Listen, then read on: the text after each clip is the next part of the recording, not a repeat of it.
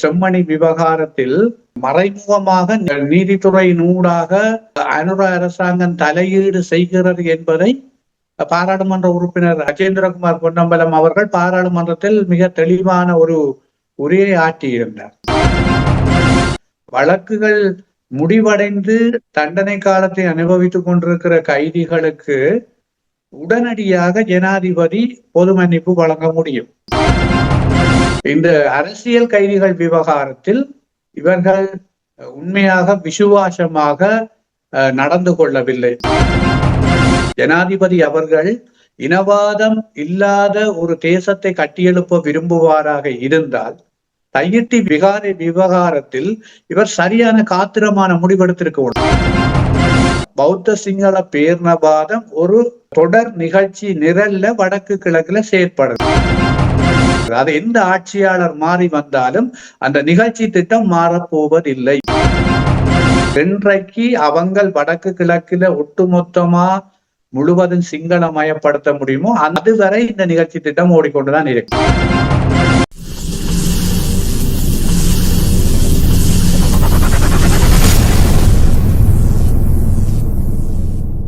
அன்பான உறவுகளுக்கு வணக்கம்.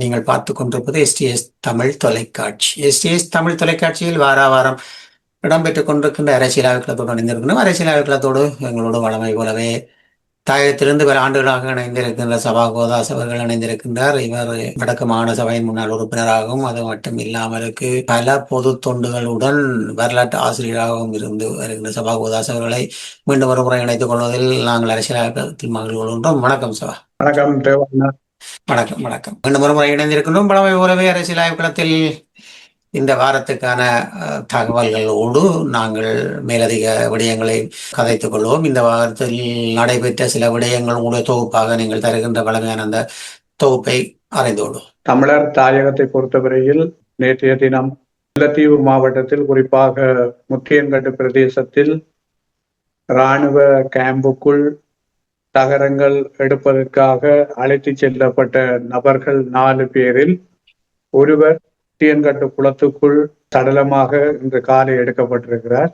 அப்படியான நிலைமையில் அங்கு இராணுவத்தினர் அவர்களால் துரத்தப்பட்டதன் காரணமாகத்தான் அவர் அவ்வாறான நிலைக்கு உள்ளாக்கப்பட்டார் என்று அவருடன் சென்ற மற்றும் ஒருவர் அந்த விடயம் தொடர்பாக வெளியில் ஊடகங்களுக்கு சொல்லியிருக்கிறார்.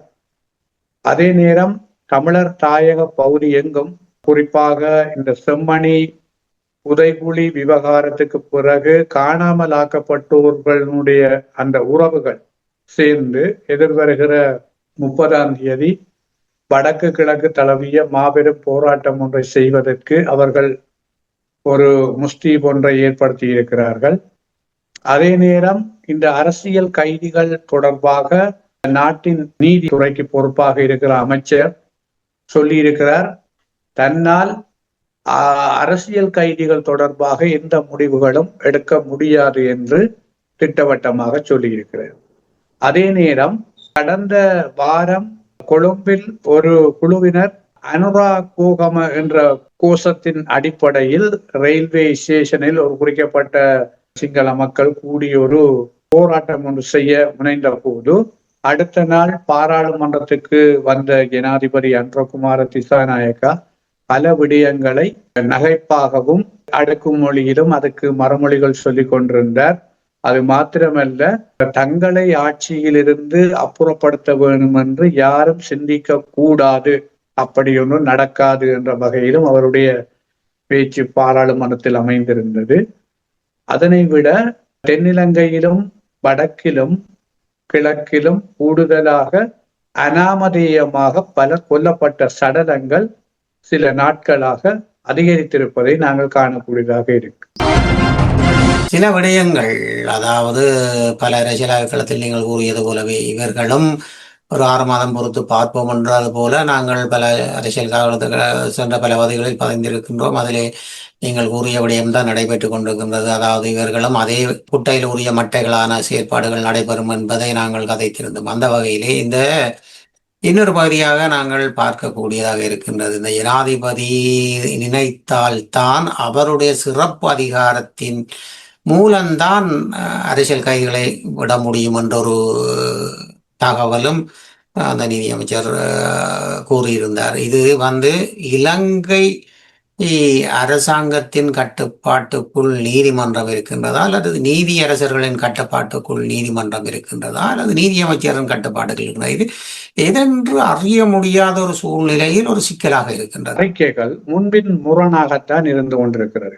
குறிப்பாக 2 வாரங்களுக்கு முதல் இந்த அரசியல் கைதிகளினுடைய உறவுகள் சார்ந்த பிரதிநிதிகள் நீதியமைச்சருடன் கொழும்பில் ஒரு சந்திப்பை மேற்கொண்டிருந்தார். அந்த சந்திப்பில் அவர் வழங்கிய உறுதிமொழி, தாங்கள் சாதகமாக விரைந்து ஒரு முடிவை எடுப்போம் என்று அவர்கள் அங்கு சந்தித்த அந்த பிரதிநிதிகளிடம் தெரிவித்திருந்தார் இதே நீதியமைச்சர். அதே நீதியமைச்சர் தான் தற்போது 2 வாரங்கள் கழிந்து ஒரு அறிக்கை விட்டிருக்கிறார். தமிழ் அரசியல் கைதிகள் தொடர்பில் தாங்கள் எதனையும் முடிவாக எடுக்க முடியாது என்று. உண்மையில் இது அந்த நீதியமைச்சருக்கும் ஜனாதிபதிக்கும் இடையில் தொடர்பு அற்ற நிலைமையா, அல்லது 2 பேரும் ஆளையால் ஒழித்து விளையாடுகிறார்களா என்ற சந்தேகம் தான் இங்கு இருக்கிறது. சரியான ஒரு முடிவை எடுக்கக்கூடிய அதிகாரங்கள் அவர்களிடம் இருந்தும் அவர்கள் இதற்கு அப்பால் தங்களுக்கு பாதிப்பாக வரக்கூடிய விடயங்களில் நேரடியாக நீதித்துறையில் தலையீடு செய்கிறார்கள். உதாரணமாக அண்மையில் இந்த செம்மணி விவகாரத்தில் மறைமுகமாக நீதித்துறையினூடாக அனுர அரசாங்கம் தலையீடு செய்கிறது என்பதை பாராளுமன்ற உறுப்பினர் கஜேந்திரகுமார் பொன்னம்பலம் அவர்கள் பாராளுமன்றத்தில் மிக தெளிவான ஒரு உரையை ஆற்றியிருந்தார். ஆகவே இந்த அரசியல் கைதிகள் விவகாரத்தில் இவர்கள் உண்மையாக விசுவாசமாக நடந்து கொள்ளவில்லை. அதே நேரம் இந்த அனுர தரப்பில் பாராளுமன்றத்தை அலங்கரித்துக் கொண்டிருக்கும் வடக்கு கிழக்கு தமிழ் பாராளுமன்ற உறுப்பினர்கள், அதாவது எவர் கூட ஒரு சொல்லு உச்சரிக்கவில்லை. அவர்கள், நான் நினைக்கிறேன், அவர்களுக்கு மிக ஒரு பாரிய கட்டுப்பாடுகள் போட்டு இது சம்பந்தமாக நீங்கள் எவையும் கதைக்க கூடாது என்ற வகையில் தான் அவர்கள் கையாளப்படுகிறார்கள் என்ற ஒரு முடிவு இப்பொழுது எல்லோருக்கும் திட்ட தெளிவாக வந்திருக்கிறது. ஆகவே நீதியமைச்சருடைய விவகாரம் அவர் நினைத்தால் உண்மையாக ஜனாதிபதியுடன் கதைத்து வழக்குகள் தீர்க்கப்பட்ட வழக்குகள் நடைபெற்று கொண்டிருக்கிற கைதிகளை விட வழக்குகள் முடிவடைந்து தண்டனை காலத்தை அனுபவித்துக் கொண்டிருக்கிற கைதிகளுக்கு உடனடியாக ஜனாதிபதி பொது மன்னிப்பு வழங்க முடியும். அவ்வளவு பேருக்கும் அடுத்த நாள் அவர் பொது மன்னிப்பு ஏற்பாடை செய்ய நீதியமைச்சருக்கு பணிப்புரை விடுக்க முடியும். அல்லது நீதியமைச்சர் கூட ஏற்கனவே சந்தித்த பிரதிநிதிகள் எத்தனை கைதிகள் இருக்கிறார்கள், எத்தனை கைதிகள் தண்டனை காலத்தை அனுபவிக்கிறார்கள், நீதிமன்ற தீர்ப்பின் அடிப்படையில் தண்டனை காலத்தை அனுபவிக்கிறார்கள், எத்தனை கைதிகள் இப்பொழுது வழக்கின்படி வழக்கு நடந்து கொண்டிருக்கிறது என்ற விவரம் எல்லாம் படிவாக கொடுத்திருக்கிறார். அப்படி ஒரு தெளிவான ஒரு ஃபைல் அவர்களிடம் கொடுக்கப்பட்டிருக்கிற போது உண்மையாக அதை சரிபார்த்து ஜனாதிபதி ஒரு அதீதமான அக்கறை உள்ளவர், இன ஐக்கியத்தை வேணும் என்று யோசிப்பவர், அல்லது இனவாதமற்று சிந்திக்கிறார் என்றால் அவர் நினைத்தால் என்னை பொறுத்தவரையில் இதை ஒரு நாளிலே இந்த பிரச்சனைக்கு முடிவுக்கு வரலாம். நீதிமன்றத்தால் தீர்ப்பளிக்கப்பட்ட அவ்வளவு கைதிகளையும் அவர் பொது மன்னிப்பு கொடுக்கலாம். இவர்களிடம் அப்படியான ஒரு சிந்தனை இல்லை என்று சொன்னால் இவர்கள் வெறுமனே வாய்ச்சபடுதான் விட்டு கொண்டிருக்கிறார்கள். வாயால் இவர்கள் படை சுடுகிறார்கள்.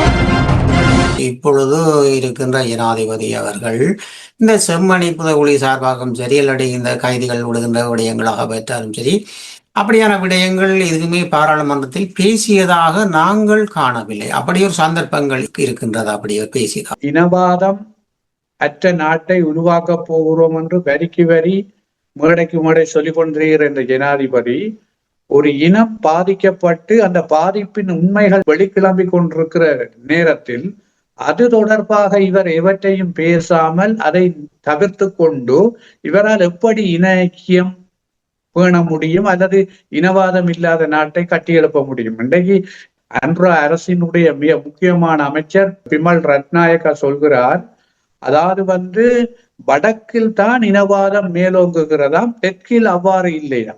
இன்றைக்கு தெற்கில் உரிய கம்மன்பில சரத் வீரசேகர விமல் வீரவன்ச அவர்கள் மாத்திரமல்ல, இவர்களுக்குள் இருப்பவர்கள் கூட பிமல் ரத்நாயக்கா மற்றும் கேரத் போன்றோர் முன்பின் முரணாக சொல்லுகிற அறிக்கைகள் எல்லாமே ஒரு இனவாதமாகத்தான் எல்லோராலும் பார்க்கப்படுகிறது. ஆகவே அவர்கள் பேசுகிற இனவாதம் எவையும் இவர்களுக்கு தெரியவில்லை.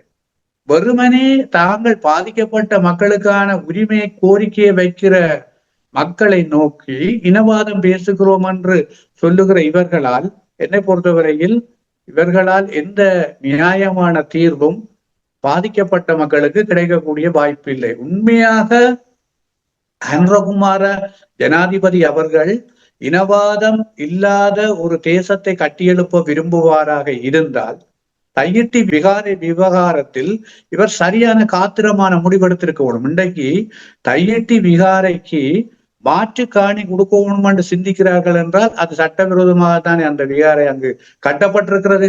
முதலாவது அதுக்கான விடை கிடைக்கிறது. இரண்டாவது, சட்டவிரோத விகாரை அமைத்த இடத்துக்குள் மேலதிகமாக பன்சலை கட்டுகிறதுக்கு இன்றைக்கு ஏற்பாடு நடந்து கொண்டிருக்கு என்று சொன்னால், சட்டவிரோத கட்டிடத்துக்கு மேல சட்டவிரோத கட்டுறதை கட்டுறீங்கள் என்று சொன்னால் இதை விட இனவாதம் வேறு ஏது இருக்கா? இதை விட வேற இனவாதம் என்று சொல்றதுக்கு நாங்கள் எவ்வளவோ சொல்ல முடியும். இது ஒரு மிக முதன்மையான ஒரு இனவாதம். அப்ப இந்த இனவாதத்தை அவர் கண்டும் காணாதவர் போல் இருக்கிறார் என்று சொன்னால், இவர்கள் கடந்த காலங்களை போன்ற ஆட்சியாளர்களுடைய நிகழ்ச்சி நிரல் தொடர்ச்சியாகத்தான் இவர்கள் இருக்கிறார். நாங்கள் பார்க்கக்கூடியதாக இருக்கின்றது, தெற்கிலிருந்து எடுக்கப்பட்ட இனவாதத்தின் தமிழர்களை அழித்த காலங்களிலிருந்து இன்று வரை 50 ஆண்டுகளுக்கு மேலாக நடைபெற்றுக் கொண்டிருக்கின்ற இனவாதத்துக்கு அடிப்படைவாதிகளே அவர்கள் என்பது அவர் புரிந்து கொள்ளாத ஒரு அரசியல் தத்துவமாக இருக்கின்றது போல் இருக்கின்றது. அதனால் தான் அவர் அப்படியான வார்த்தைகளை கூறுகின்றார். முல்லைத்தீவு கடல் பகுதியில் பொழுது சிங்கள பகுதியாக ஒரு மீன்பிடி பகுதியை கொண்டு வருவதற்கான ஏற்பாடுகள் நடக்கின்றது. அனுராவின் ஏற்பாட்டில் என்று சொல்லி சில ஊடகங்கள் பதிவிட்டிருக்கின்றது. என்ன நடைபெறுகின்றது? மஹிந்த ராஜபக்ச யுத்த மௌனிப்புக்கு பிறகு எடுத்த முன்னகர்வு படிப்படியாக விரிவாக்கம் பெற்று இன்றைக்கு அது ஒரு பெரிய ஒரு இறங்குதுறை ஒன்றை அந்த சிங்கள மீனவர்களுக்கு தனியாக அமைச்சு கொடுக்கக்கூடிய வகையிலான பெரு வேலை திட்டங்களை தற்போது இருக்கிற அரசாங்கம் தான் அதை விரிவாக்கம் செய்கிறது. அது மாத்திரமல்ல, அங்கு சட்டவிரோதமான மீன்பிடி முறைகளில் எல்லாம் அவர்கள் ஈடுபடுகிறார்கள். அந்த சட்டவிரோதமான மீன்பிடி முறைகளில் ஈடுபடுபவர்களை நீரியல் வளத்துறையோ அல்லது கடற்தொழில் அமைச்சோ அல்லது அரசு சார்ந்த ஏனைய நிறுவனங்களோ அதை கண்டுகொள்ளாமல் கண்டிக்காமல் தெரிந்தும் தெரியாதவர்கள் போல் நடந்து கொள்கிறார்கள். ஆனால் தமிழ் மக்கள் அங்கு ஏதாவது பாதிப்பை சுட்டி காட்டினால், இப்படித்தான் பிழையான தடை செய்யப்பட்ட வலைகள் மூலமாக மீன்பிடிக்கிறார்கள் அல்லது இது ஒழுங்குமுறைக்கு அப்பால் இந்த வேலை திட்டம் நடக்கிறது என்று சொன்னால், அவர்களுக்கு எதிராக அங்கிருக்கிற அந்த மீனவர்கள் ஏதோ ஒரு வகையில் தமிழ் மக்களினுடைய உடைமைகளுக்கு பாதிப்பு ஏற்படுத்தக்கூடிய வகையில் நடந்து கொள்கிறார்கள். இது கடந்த காலங்களில் பல பாடிகள் தமிழ் மக்களுடைய எரிக்கப்பட்டது, வலைகள் நாசமாக்கப்பட்டது, இப்படியான வேலைகள் எல்லாம் அங்க நடந்து கொண்டிருக்கு. ஆகவே இந்த விவகாரம் ஒரு தொடர்ச்சி.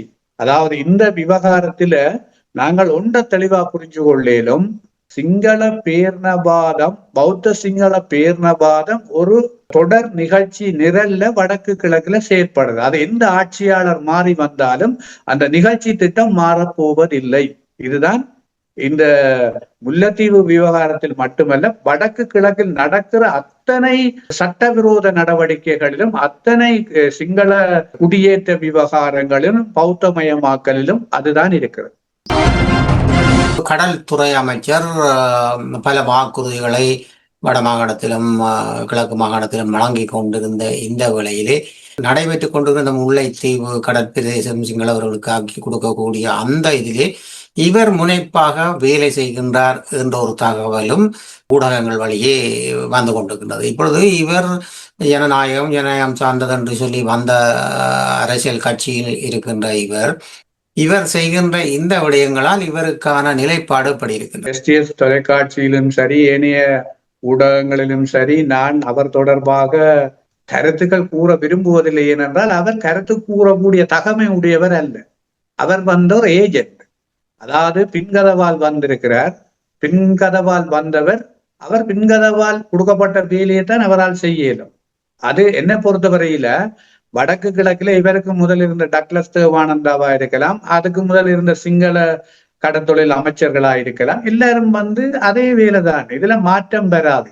இதுல நாங்கள் நினைக்குமா போல அவர் மாறி வந்திருக்கிறார், இவர் புதுசா வந்திருக்கிறார், அவர் எங்கட ஆள், அவர் அவற்றை ஆள் என்று சொல்லி இதுல ஒன்றும் நடக்க போறதில்லை. இதெல்லாம் ஏமாற்று வேலை. நாங்கள் ஆளை மாத்தி காட்சி மாறும் என்று பார்த்து நாங்கள் ஆளை மாத்தினா என்ன, ஆளிந்த உடுப்பை மாத்தினா என்ன, என்னத்தை மாத்தினாலும் காட்சி மாறாது. காட்சி தான். அவங்கட இலக்கு சிங்கள மயமாக்கல். என்றைக்கு அவங்கள் வடக்கு கிழக்குல ஒட்டுமொத்தமா முழுவதும் சிங்கள மயப்படுத்த முடியுமோ அதுவரை இந்த நிகழ்ச்சி திட்டம் ஓடிக்கொண்டுதான் இருக்கும். அதை தடுத்து நிறுத்துறது, அதை நிறுத்தி வைக்கிறது, அது எங்கட தரப்பினுடைய வேலை. ஆனா எங்கட தரப்பு அதுக்குரிய ஆக்கப்பூர்வமான வேலைகள்ல இல்லை. முல்லைத்தீவுல கடத்தொழிலுக்கு போன ஒரு தொழிலாளி வெட்டு காயங்களோட கொல்லப்பட்ட நிலைமையில கண்டெடுத்திருக்கிறோம். அதுக்கான விசாரணைகள் நடந்து கொண்டிருக்கு. அது என்ன நடந்ததை என்னால உறுதிப்பட சொல்லி இல்லாமல் இருக்குது. அப்படி எல்லா இடமும் இன்றைக்கு தமிழர் தாயகத்திலேயும் அங்க யாழ்ப்பாணத்துல புல்லு குளத்துக்குள்ள ஒரு பொடி கிடந்திருக்கு ஆணின்ற உடலம். அதே போல கிளிநொச்சியில அதை விட விபத்துகளை பார்த்தா மிக வினோதமாக இருக்கு. விபத்துகளினுடைய வடிவங்களை பார்க்க மிக வினோதமாக இருக்கு. இப்படி சட்டவாட்சி என்றது என்ன பொறுத்தவரையில இப்ப மிக போக போக சீர்குலைந்து போற மாதிரி தான் இருக்கு. வெளிப்பேச்சுக்கு பேசி கொண்டிருக்கணும், ஆனா உள்ளால எல்லாமே சீர்குலைந்த நிலைமைக்குத்தான் சென்று கொண்டிருக்கு. ஒரு அபாயகரமான நிலைமை தான் இருந்து கொண்டிருக்கு. ஆகவே இது எந்த கடத்தொழில் அமைச்சர் வந்தாலும் இவரை பொறுத்தவரையில இவர் ஒரு மகா நடிகர். இவனுக்கு பின்கதவால கிடைச்சிருந்த இந்த பதவியை எப்படி தக்க வச்சு, அதாவது ஒரு காஞ்சு போய் கிட்டத்தட்ட பல ஆண்டுகளாக காஞ்சு போய் இருந்த ஒரு மாடு கண்டா எப்படி இருக்குமெண்டா, இப்ப அவர் வாரத்துக்கு முதல் இருந்த தோட்டத்தையும் இப்ப தோட்டத்தையும் நீங்கள் பார்த்தீங்களா விளங்கும். யாழ்ப்பாணத்துல இந்த சுண்ணக்கல் அகழ்கிற ஒரு வியாபார நிறுவனம் உண்டு. சுண்ணக்கல் அகழ்ந்து அது சூழலுக்கு பாதிப்பு ஏற்படுத்தக்கூடிய வகைக்கு ஆழமா அகழ்ந்துட்டு போட்டாங்கள், ஏற்றிக்கொண்டே விற்கிறாங்கன்னு சொல்லியோக்கா பிடிச்சாங்க. ஆனா அதுக்கு தொடர்பா வழக்கு போட்டது அப்படி போய் ஒன்றுமே இல்லை. ஆனா அங்கே அகழ்வு நடந்து கொண்டிருக்கு. அப்ப என்ன நடந்திருக்கு, ஏதாவது ஒரு பரிமாற்றம் அங்க நடந்துட்டு. ஆகவே இதுதான் இங்க நடக்கு. சும்மா வெளியில நாங்கள் ஊழலுக்கு எதிரானவர்கள், ஊழல்வாதிகளை பிடிக்கிறோம் அப்படி என்ற தோற்றப்பாட்டை தென்னிலங்க மக்களை காட்டினோம். தென்னிலங்க மக்களுக்கு நாங்கள் அவரை தூக்குறோம் இவரை தூக்குறோம். இந்த நாடகம் நாங்கள் நல்லாட்சியிலையும் பார்த்தோம். நிறைய நாடகம் இதை விட நடந்தது. ஆனால் நல்லாட்சியில பிடிச்ச நாடகத்துல எந்த விதமான முன்னேற்றமும் ஏற்படல. பிறகு இவர்களை பிடிச்சு தூக்கி உள்ளுக்கு போடுகினமே ஒழிய தங்களுடைய நபர்களை அங்க கொண்டு வரத்துக்கு தூக்கி போட்டு காட்டி புதுசாக தங்களுடைய ஆக்களை அந்த நிர்வாகங்களுக்கு கொண்டு வர முடியும். இது கடந்த கால ஆட்சியாளர்கள் செய்ததுதான். அதுதான் மாற்றமே ஒழிய முன்னேற்றகரமான மாற்றங்கள் எதுவும் இல்லை.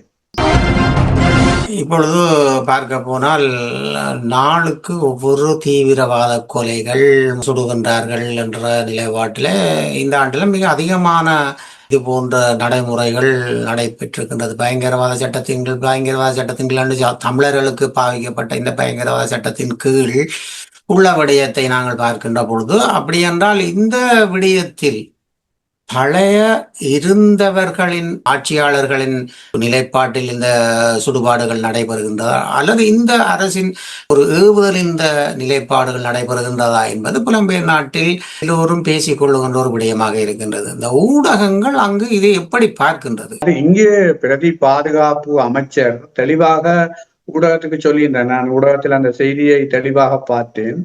அவர் சொல்றார், பாதாள உலகத்தினரால் மக்களுக்கு அச்சுறுத்தலும் நிர்வாகத்துக்கு அசௌகரியங்களும் ஏற்பட்டிருக்கிறது, நாங்கள் அதனைத்தான் செய்கிறோம். ஆகவே அவரே தெளிவா சொல்லியிருக்கார், அந்த போட்டுதல் ஆக்கள் முழுக்க பாதாள உலகம், நாங்கள் தான் அதை செய்கிறோம்.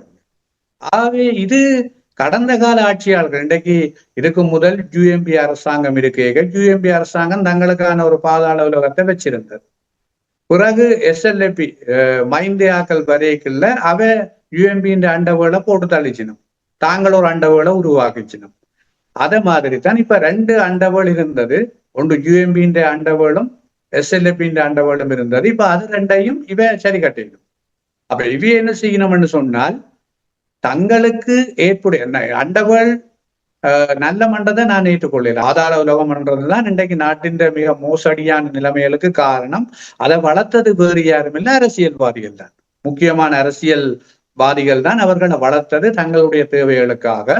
ஏனென்றால் தேர்தல்கள்ல வெல்றதுக்கும் தேர்தலுக்கான பணங்களை சம்பாதிக்கிறதுக்கும் மற்றது தங்களுக்கு எதிரான நபர்களை சரி கட்டுறதுக்குமாக அவர்கள் உருவாக்கின ஒரு வேலை திட்டம். ஆகவே அந்த வேலை திட்டத்தை இவர்கள் தங்களுக்கு ஏற்ற மாதிரி இனி மாத்தணும் என்றால் பழையாக்களின் கோடையாக்கள் இருக்கக்கூடாது. அப்ப அவியலை எப்படியும் அனுப்பி விடுவோம். அப்ப இவியல் அதைத்தான் செய்யணும். நேற்று இரவு கொழும்புலதான் நடந்தது. ஒரு இடத்துல சரமாரியான துப்பாக்கி சூடு சுட்டதால அங்க 5 பேர் காயமடைஞ்சு இதுவரை 2 பேர் இறந்துட்டோம், மிச்ச பேர் தீவிர சிகிச்சையில இருக்கிறோம்னு சொல்லி செய்திகள் வந்திருக்கு. ஆகவே இது வேற யாரும் அல்ல. இது ஆரம்பத்துல கனவேருக்கு சந்தேகம் இருந்தது. சிலர் கற்பனையில கதைச்சவை இது ஆட்சியை குழப்புறதுக்கு அன்றோ நல்ல நீட்டான ஆட்சியை கொண்டு வந்திருக்கிறார், பிடிக்கல அவற்றை ஆட்சியை குழப்புறதுக்கு தான் இதே இந்த துப்பாக்கி பிரயோகங்களை எல்லாம் செய்யணும், இது பழைய ஆக்கள் இந்த வேலைன்னு சொல்லி இப்ப அவட்ட பிரதி அமைச்சரே சொல்லி இருக்கிறார், பிரதி பாதுகாப்பு அமைச்சரே சொல்லி இருக்கார் ஊடகத்துக்கு. ஆனபடியால இதுல யாரும் சந்தேகப்படணும் இல்லை. நாங்கள் ஆரம்பத்திலிருந்தே சொல்லி கொண்டிருக்கிறோம். இது உதாரணத்துக்கு அந்த நீதிமன்றத்துக்குள்ள துணிகரமாக கொலை ஒன்று நடந்ததோட பலரும் அதை திகைச்சு போய் நின்றவர். ஆனால் நான் பல ஊடகங்கள்ல சொன்னான், இது அரசாங்கத்தால நினைச்சால் ஒரு மனத்தியாலங்கானும் இந்த விவகாரத்தை முடிவுக்கு கொண்டு வர. ஆனா முடிவுக்கு கொண்டு வர இல்லை. அங்க செவ்வந்தியை இப்பவும் தேடினோம், செவ்வந்தி எங்கென்று தேடினோம். அந்த செவ்வந்தி உண்மையா செவ்வந்தி தானா அல்லது செவ்வந்தி என்ற புனவேரா என்றது எல்லாம் ஆட்சியாளருக்கு மட்டும்தான் வெளிச்சம். இப்ப எங்களுக்கு இந்த சந்தர்ப்பம் ஜெனீவாவில் அரங்கம் ஏறப்போகின்ற விடயத்தை பற்றி நாங்கள் பார்ப்போமாக இருந்தால் செம்மணி புதகுழி நாளுக்கு நாள் கூடிக்கொண்டு வருகின்றது.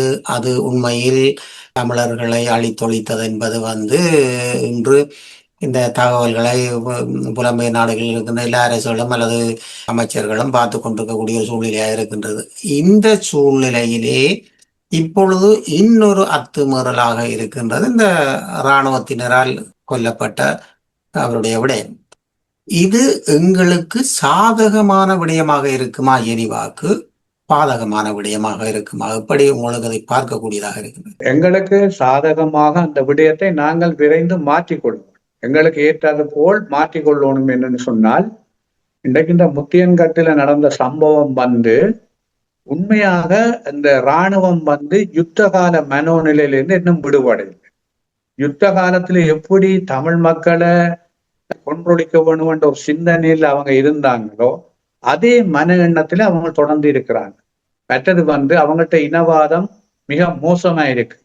இனவாதம் மிக மோசமாயிருக்கிறபடியாலதான் தாங்களே அழைச்சிட்டு போய் பிறகு அடிச்சு கதைக்கிற அந்த மனோநிலை அவங்களுக்கு இருந்திருக்குன்னு சொன்னால் அது என்ன பொறுத்தவரையில இது ஒரு பாரதூரமானது. இதே இந்த இனவழிப்பு செய்தவங்க இப்படி ஒரு மனோநிலையில தான் தொடர்ந்து இருக்கிறாங்கன்றதை நாங்க உறுதி செய்யணும். நான் நினைக்கிறேன் இது தொடர்பாக ஐக்கிய நாடுகள் மனித உரிமை பேரவை மற்றும் அது சார்ந்த அமைப்புகளுக்கு அனுப்ப ஆரம்பிச்சிருக்கணும்னு நினைக்கிறேன்.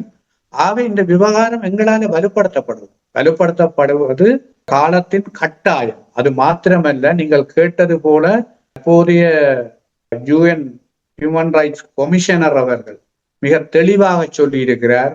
எங்களுடைய அரசியல் கட்சிகளும் சிவில் சமூகம் அனுப்பிய கடிதத்துக்கு பதில் வழங்கி இருக்கிறார். நிச்சயமாக தன்னுடைய அந்த அறிக்கையில இந்த செம்மணி விவகாரம் முக்கியத்துவம் கொடுக்கப்பட்டு அதற்கான ஏற்புகள் செய்யப்படும் என்று சொல்லி அவர் சொல்லி இருக்கிறார். ஆகவே அது எங்களுக்கு அது மட்டுமல்ல, நாங்கள் வேண்டி நிற்கிறது இதுக்கு ஒரு சுயாதீன விசாரணை சர்வதேச ரீதியா நடத்தப்பட வேண்டும். ஆகவே அந்த அறிக்கையில மட்டும் வந்துவிட்டா போதாது, அது காத்திரமான ஒரு முன்னகர்வுக்கு செல்ல வேண்டும். இனி எங்களை பொறுத்தவரையில நாங்கள் தாயக புலம்பெயர் தேசத்தில் இருக்கிற அத்தனை பேரும் ஒரே குரலாக ஒரே நிலப்பாட்டுல தொடர்ந்து நாங்கள் போராட வேணும். எங்களுக்கு ஒரு சர்வதேச நீதி பொறிமுறை வேணும். சர்வதேச நியாயாதிக்கத்துக்கு கீழே ஒரு இன்டர்நேஷனல் கிரிமினல் கோர்ட் ICC என்று சொல்லப்படுகிற சர்வதேச குற்றவியல் நீதிமன்றத்துக்குள்ள கொண்டு போய் இதை விசாரிக்க வேண்டும். அப்படி ஒரு நிலப்பாடு இன்றைக்கு தென்னிலங்கையிலேயே சின்ன சின்ன விஷயங்களுக்கு அவங்க சர்வதேசம் ஜெனீவா போறோம்னு வெளிக்கிட்டாங்க. இன்னைக்கு சபாநாயகர்கிட்ட ஏற்பட்ட ஒரு முரண்பாட்டை அவர் ஒரு சிங்களால் சொல்லிக்க தான் ஜெனீவாவுக்கு அதை முறையீடு செய்ய போறேன்னு சொல்லி, அப்படி அவங்களோட தரப்பிலேயே இது ஆரம்பிச்சிட்டு ஆனபடியால சோமரட்ன ராஜபக்சவினுடைய மனைவியின் கடிதமே எங்களுக்கு மிகப்பெரிய ஒரு ஆதார், மிகப்பெரிய ஆதார். ஏனென்று சொன்னா அந்த கடிதத்தில தெளிவாக பல விஷயங்கள் சொல்லப்பட்டிருக்குது. அந்த கடிதம் கடந்த காலத்தில் நடந்த பல விடயங்களை உண்மைகளை வெளிக்கொணர்ந்து நாங்கள் மீண்டும் ஒரு சோர்வுற்றவர்களாக இருப்பதும், அரசியல்வாதிகள் இணையாது தாயகத்தில், தமிழ் அரசியல்வாதிகள் இணையாது தாயகத்தில் முரண்பட்டிருப்பதும் எங்களுடைய இந்த தமிழர்களுக்கான தீர்வு தள்ளி போவதற்கு ஒரு காரணியாக பார்க்கக்கூடியதாக இருக்கின்றது அல்லவா? நிச்சயமா நிச்சயமா. என்னன்னு சொன்னால் தாயகத்தை பொறுத்தவரையில இன்றைக்கு பல அணிகள் ஒன்றாக ஒரு விடயத்தை முன்னகர்த்த ஒன்று இணைந்திருக்கிற நேரத்துல துரதிருஷ்டவசமாக இலங்கை தமிழரசு கட்சி தனிச்சு நிக்கிறது இங்க பெரியதொரு பிரச்சனையா இருக்கு. உண்மையில இலங்கை தமிழரசு கட்சி அப்படி இருக்கக்கூடாது. ஏனென்றா அவியல் தான் எல்லாரையும் ஒன்றிணைச்சு இந்த ஆக்கப்பூர்வமான வேலைகளை செய்ய வேண்டிய ஆக்கள். ஆனா அவர்கள் செய்ய தவறியதன் காரணமாகத்தான் மற்ற தரப்புகள் இதை இணைஞ்சு உருவாக்கி இருக்கு. உதாரணமாக அண்மையில இந்த ஐநா மனித உரிமை ஆணையாளருக்கு அனுப்பின கடித விவகாரத்துல இறுதி நாள் வரை அவங்க எதிர்பார்த்திருந்தவங்க, அதாவது இலங்கை தமிழரசு கட்சி வரும் கையொப்பமிடுவினம் ஒரு பெறுமதியாக இருக்கும்னு சொல்லி, ஆனால் கடைசி நாள் அவர்கள் அதை தாங்கள் தனியாகத்தான் முடிவெடுப்போம், நாங்கள் அதில் கையொப்பமிட மாட்டோம் என்று சொன்னது உண்மையில வேதனையான விடயம். என்ன பொறுத்தவரையில இந்த விஷயத்துல நாங்கள் கட்சி அல்லது எங்களுடைய தலைமத்துவம் அப்படி ஒன்றும் பார்க்க வேண்டிய தேவை இல்லை. நாங்கள் பாதிக்கப்பட்ட இனம், இதுல எல்லாருமா சேர்ந்து காத்திரமான ஒரு நடவடிக்கையை நாங்கள் எடுத்தால்தான் சர்வதேசம் சரி அல்லது எங்களை மூன்றாம் தரப்பு சரி எங்களுக்கு அனுசரணை வழங்கவோ ஆதரவு வழங்கவோ அல்லது எங்கட பிரச்சனையில தலையிடவோ அவர்கள் வருவார்கள். இல்லையாட்டா அவர்கள் வர மாட்டேன். என்ன பொறுத்தவரையில இலங்கை தமிழரசு கட்சி ஒரு கூட்டான முடிவெடுக்க வராட்டி மேலும் சிங்கள தரப்புக்கு தான் அது வாய்ப்பா போகும். எங்கள் மீது தாக்குதல் செய்தவர்களுக்குத்தான் அது வாய்ப்பாக போகும்.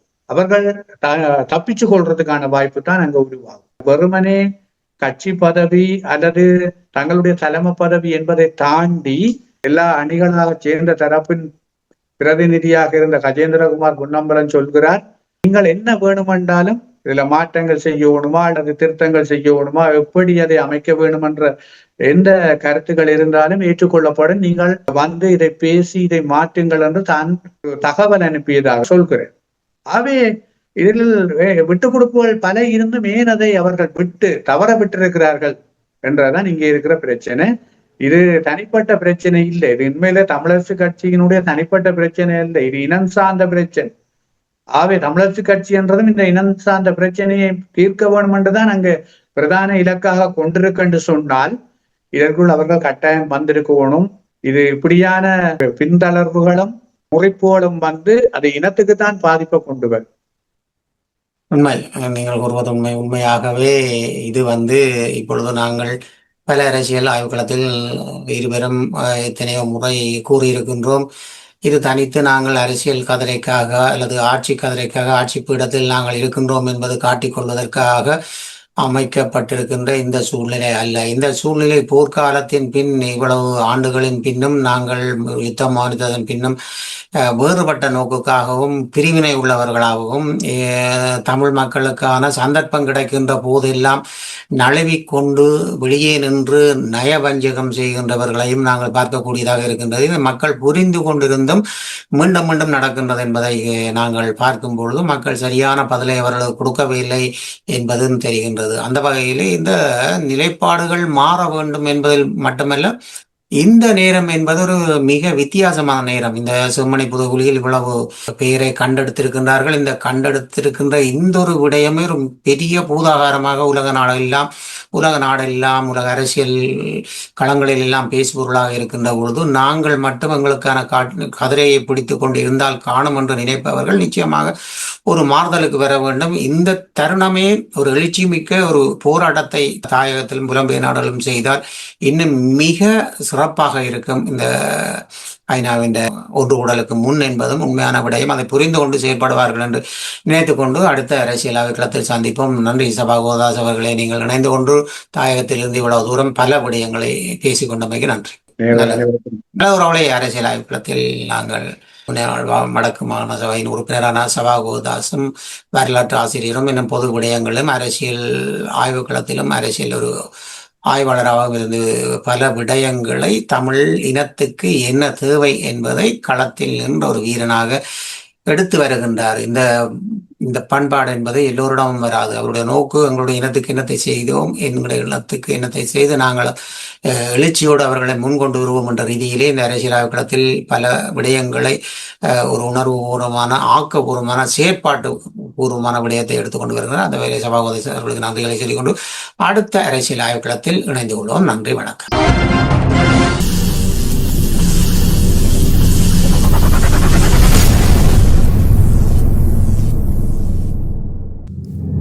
அரசியல் ஆய்வுக்களம்.